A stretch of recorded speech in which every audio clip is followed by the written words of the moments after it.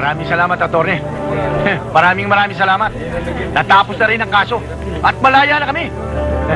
Magpasalamat ka sa Lord. Thank you, Lord. Hallelujah. Praise the Lord. Hallelujah. Hallelujah. Alam mo bang Juan, Kapitulo 8, versikulo 37? No, Judge. Sinasabi ni Jesus sa mga Hudyong sumasampalataya sa Kanya, kung kayo ay mananatili sa aking salita, kayo ay magiging tunay kong alagad at makikilala ninyo ang katotohanan. At ang katotohanan ang magpapalaya sa inyo. Amen, Judge. Amen. Katotohanan ka mo nagpalaya sa inyo? Valderrama, ang lakas ng loob mo. Kumot na ikot-ikutan mo ang batas. Makikita mo rin ang kaharap mo. Tignan natin kung ibaguhos ka sa'yo. Tandaan mo ang salita sa banal na aklat.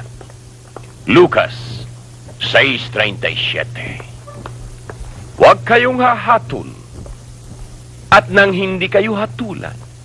Valderrama, sinasabi rin sa banal na aklat, sa pamamagitan ng isang malaking baha, lilipunin niya ang kanyang mga kaaway at tutugisin patungo sa kanilang kamatayan.